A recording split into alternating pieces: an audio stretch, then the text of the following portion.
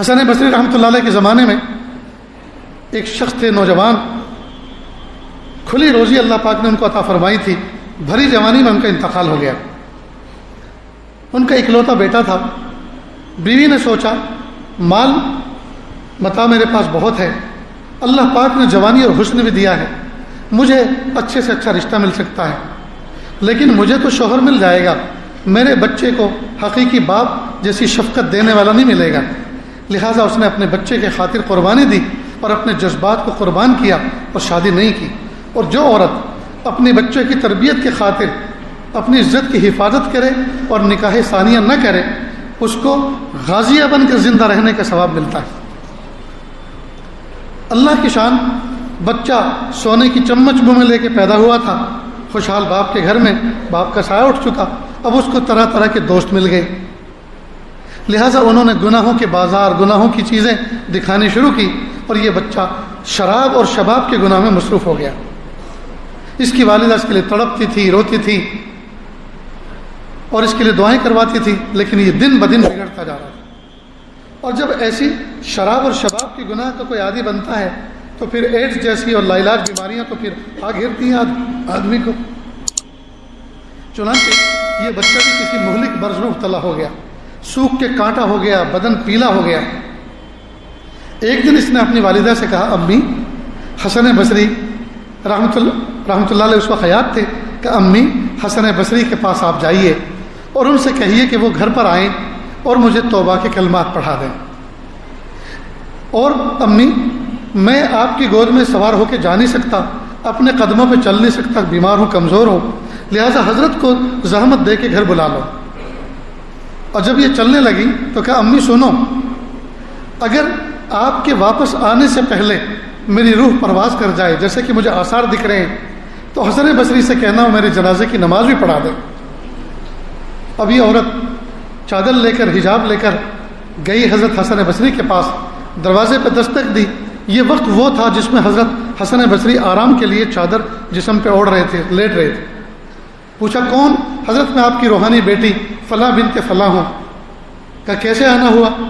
کہ میرا بیٹا، وہی شرابی اور شبابی بیٹا، وہ آپ کے ہاتھ پر توبہ کے کلمات پڑھنا چاہتا ہے، اس نے مجھے آپ کے پاس بھیجا ہے، پلیز آپ زحمت گوارہ کر کے چلیں، بچے کو توبہ کے کلمات پڑھا دیں۔ کہا، دیکھو اس نے آپ کا بھی بہت وقت ضائع کیا، میرا بھی 12 وقت ضائع کیا، وہ سدھرنے والا نہیں ہے، اور یہ میرے آرام کا وقت ہے، ابھی میں نہیں آ سکتا۔ کہ حضرت اس نے تو ایک بات اور کہی ہے، کہ وہ کیا؟ کہ اگر میری روح پرواز کر جائے تو حسن بصری میرے جنازے کی نماز بھی پڑھا دیں۔ کہ دیکھو، ایسا باغی طاغی، ایسا گنہگار جس نے ایسی کھلم کھلا گناہ کر رکھے ہوں، میں ایسے کی جنازے کی نماز نہیں پڑھا سکتا۔ ماں تو بہرحال ماں ہوتی ہے، ماں دھک کر کے رہ گئی اور سوچا، ہائے، اللہ کا ولی میرے بیٹے کی جنازے کی نماز پڑھانے سے انکار کرتا ہے، آخر میرا بچہ اتنا برا ہے۔ خیر و مایوس ہو کے چلی آئی، راستے بھر روتی رہی۔ جب گھر میں داخل ہوئی، بچے نے دیکھا کہ امی ناکام اور خائب و خاسر ہو کر واپس لوٹی ہے اور چہرہ سرخ ہو چکا ہے رو رو کر۔ فوراً کہا، امی سنو میری بات، میرا سانس اکھڑ رہا ہے، شاید میں چند لمحے کا مہمان ہوں، امی جب میری روح نکل جائے مجھے چارپائی سے نیچے گرا دینا اور میرے گلے کے اندر اپنا دوپٹہ ڈالنا اور مجھے گھر کے باہر چوراستے پر اس طرح سے گھسیٹنا جیسے مرے ہوئے کتے کو گھسیٹا جاتا ہے۔ کہا، بیٹا تو ایسی بات کیوں کہہ رہا ہے؟ امی وہ اس لیے تاکہ ساری دنیا کو پتہ چل جائے جو اللہ کے نافرمان ہوتا ہے، اپنی ماں کے نافرمان ہوتا ہے، اس کا حشر مرے ہوئے کتے کی طرح ہونا چاہیے۔ اور دوسری وصیت امی یہ ہے کہ جب میری روح نکل جائے تو مجھے کسی عام مسلمانوں کے قبرستان میں دفن مت کرنا، اس لیے کہ جب دفن کر دیا جاؤں گا تو پھر عذاب کے فرشتے آئیں گے، دائیں بائیں جو دوسرے مسلمان آرام فرما رہے ہیں ان کو تکلیف ہوگی، میں نہیں چاہتا مرنے کے بعد کسی کے لیے تکلیف کا باعث بنوں، مجھے گھر کے آنگن میں، گھر کے باڑے میں گڈھا کھود کے اسی میں دفن کر دے۔ میں نے کہا، بیٹا تم مجھ کمزور ذات کو ایسی وصیت کر رہا ہے، مجھ پر عمل نہیں کر سکتی، بس اتنی بات کہنی تھی، ہچ کے لیے اور روح پرواز کر گئی۔ اماں رونے بیٹھ گئی، کافی دیر تک روتی رہی، اس کی وصیت کو سوچتی رہی، اب میں کیسے کروں، کچھ سمجھ میں نہیں آ رہا تھا۔ دروازے پہ دستک آئی. اس عورت نے پوچھا کون، کس نے اس وقت میں مجھ دکھیاری کا دروازہ دستک دیا؟ تو آگے سے جواب آتا ہے بیٹی میں حسن بصری ہوں، دروازہ کھول دو. میں حسن بصری آ کر کھڑا ہوں. دروازہ کھولا. حضرت آپ نے تو آنے سے انکار کیا تھا اور بچے کی تو اب انتقال بھی ہو چکا، روح پرواز کر گئی.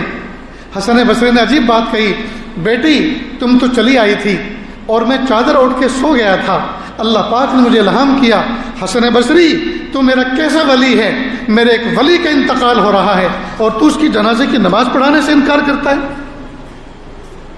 ایسا لگتا ہے تیرے بچے نے ندامت کے ساتھ مرنے سے پہلے اللہ سے کچھ معاملہ ایسا کیا، ایسی توبہ اور استغفار کیا کہ اللہ پاک نے اس کو اپنے ولیوں میں شامل کر لیا اور مجھے الہام کیا حسن بصری تو میرا کیسا ولی ہے، میرے ایک ولی کا انتقال ہو رہا ہے اور تو اس کی جنازے کی نماز پڑھانے سے انکار کرتا ہے. میرے بھائیوں دیکھیے زندگی بھر جس نے شراب اور شباب میں وقت گزارا، اللہ پاک نے آخری وقت میں اس کو کیسی بشارت عطا فرمائی، اپنے ایک ولی کو الہام فرما کے اس کی جنازے کی نماز کے لیے بھیجا. اللہ غفور رحیم ہے. ہم اپنے گناہوں کی کثرت سے نہ گھبرائیں، اللہ کی رحمت، اللہ کی عظیم رحمت کی طرف نظر رکھیں، اپنے گناہوں سے مایوس نہ ہو. بس دونوں ہاتھوں کا پیالہ بنا کر اللہ تعالیٰ سے بھیک مانگنا کبھی نہ بھولیں.